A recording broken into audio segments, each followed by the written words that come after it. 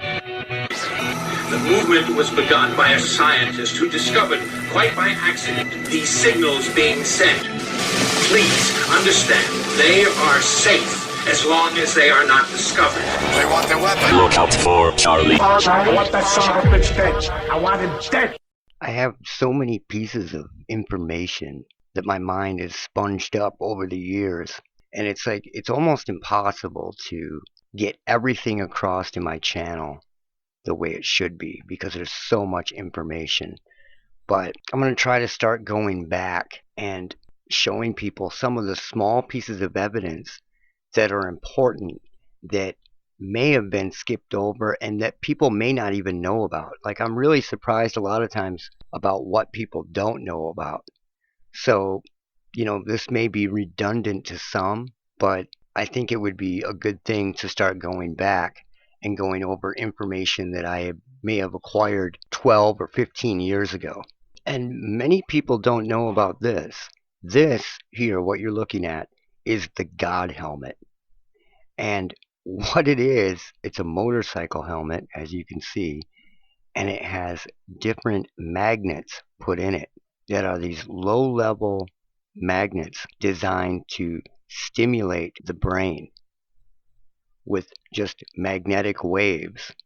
And what that will do is create experiences, cause people to hear things, out-of-body experience, stuff like that. And if you've ever experienced anything like that, it's pretty real feeling when it happens. What they're saying is that they can mimic and emulate this.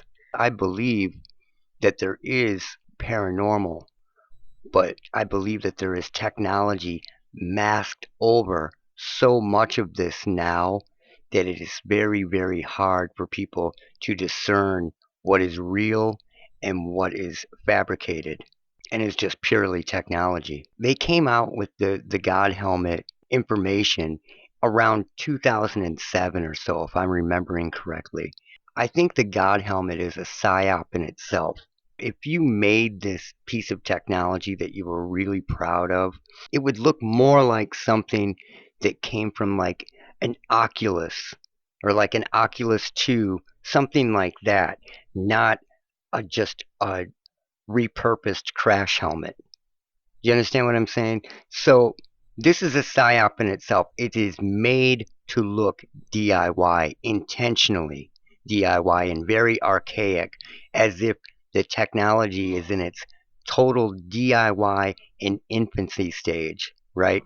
And that couldn't be any further from the truth. It really couldn't.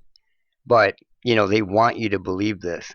And the truth is that this has been wireless for many, many, many years. In fact, I get so many emails from people telling me stories.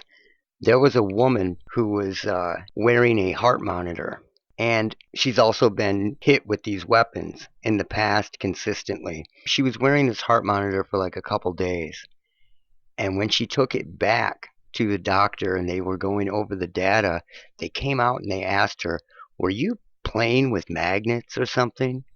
And she was like, "No." And they were like, "We've got some really weird readings on this. It looks like you were playing with magnets or something." And that tells you a lot right there. I've edited down a version of this that gives you just the facts. So here we go. Electromagnetic patterns transmitted across the brain through this modified crash helmet. Dr. Persinger hopes the research will benefit psychotherapy, such as detachment, feelings of moving through a tunnel, hearing voices, the sense of a presence, usually on the left side. Our major thrust is ultimately to apply this to dealing with things such as psychological depression. After a while, I remember feeling that there was someone else in the room with me, almost looking over my left shoulder. It was all I could do to not turn my head and want to look. If you stimulate the deep portions of the temporal lobe, so you can get very, very vivid imagery. It's a male voice, but it's like really, really far away. As if you can just sort of like catch a tone. You can't really hear. You can tell that it's someone talking. You can distinguish that. But you can't make out any kind of words or anything like that. What we've been doing recently is generating words as magnetic patterns. And even though the person isn't hearing it through their ears, their brain is interpreting it. So they're actually having fragments of experiences. These experiences are so strong, they're utterly real for the person who has them. They can be as profound as a religious conversion, yet we can generate them with a machine. These mind games are beginning to shed their secrets. But where are the limits? What else can people be made to believe? But one thing that's really clear, you can control the person's experiences and they don't know they're being controlled. You can control the person's experiences and they don't know they're being controlled. That's why this technology is a potentially powerful one and has a two-edge to its sword. As a tool of science, this technology may bring us valuable new understandings of the obscure depths of the human mind. But there's a dark side. In the wrong hands, could it become an instrument of power, a means of oppression? If we're not careful, will mind games one day become mind control? Okay, so here he says The research will benefit psychotherapy. there is a big problem with that, because all that seems to happen from these types of experiments is that psychotherapy and psychiatry is weaponized further. It doesn't go to help the patient. They don't go to heal the patient or fix the patient. It just gets more weaponized. He goes on to say, such as detachment, feelings of moving through a tunnel, hearing voices, the sense of a presence, usually on the left side. Our major thrust is ultimately to apply this to dealing with things such as psychological depression. He's basically explaining these types of sensations and experiences that people get when they are drifting off to sleep and their brain waves get lower. And it just goes to show that a lot of what people are experiencing is radiating from the power grid.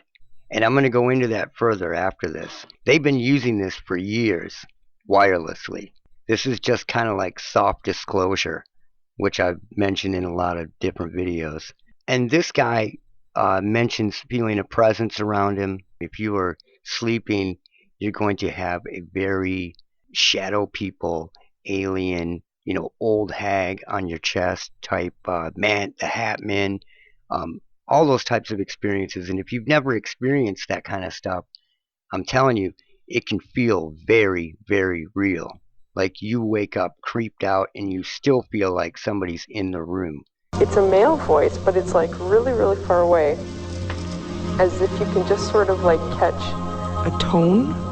And see, she hears a tone and she hears a voice that she is positive it's a voice. Now this gets very complicated. It becomes a which came first, the chicken or the egg scenario. Now the signal is already out there and it's everywhere. Is she hearing it because her brain is being stimulated in that way, or is she hearing it because of the magnet and it's playing a trick on her mind? See, when the weapon is already there, then the science and the psychology itself becomes subverted. Can't really hear. You can tell that it's someone talking. She can tell that it's someone talking. That's important. But you can't make out any kind of words or anything like that. People talk about that too when they first start to experience the tinnitus and all the symptoms that come along with that, because that's what they don't tell you is a lot of people that experience this kind of stuff have tinnitus before it happens. Sometimes it never turns into the other stuff and it just remains tinnitus. Other times it evolves, but they don't tell you that all these people have tinnitus that goes with it. And a lot of times when that's happening to them and they have the tinnitus, they can make out a voice, but they can't hear what it says, and it becomes clearer to them over time because that tinnitus creates an anchor point for a frequency for you to focus on, because you're hearing it 24 hours a day.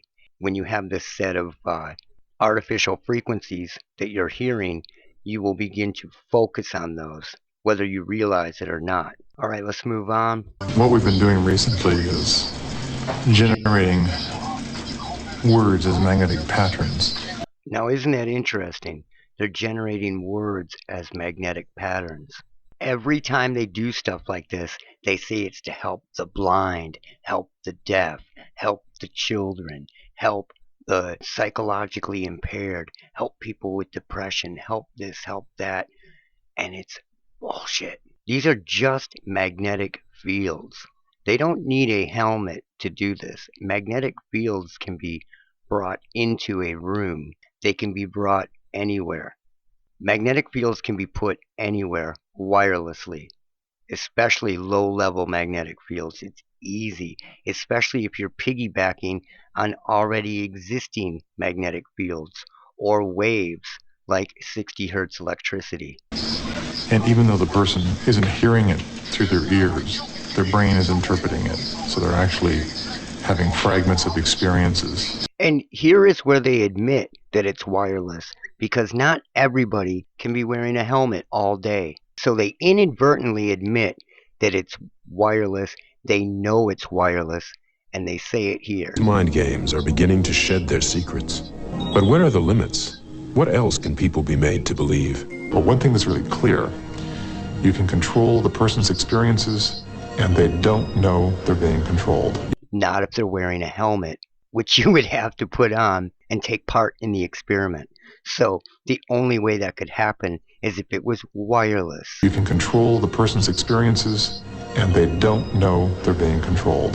That's why this technology is a potentially powerful one and has a two-edge to its sword.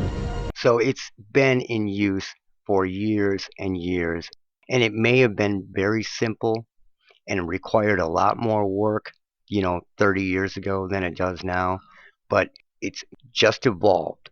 That's all it's done is evolve.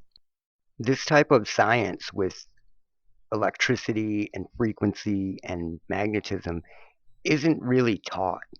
It is well hidden and well compartmentalized in a very, very clever way. So what they will do is they will get very, very bright and abstract thinking scientists like this guy to work on projects for them based off their very mediocre level knowledge. So they will find brains that are most similar to human beings, let's say a chimp and a dolphin, and then they will hire somebody like this guy to develop an electrical pulse that will override the natural firewall that animal has, not really knowing that it's going to be used on humans, but ultimately it's used on humans.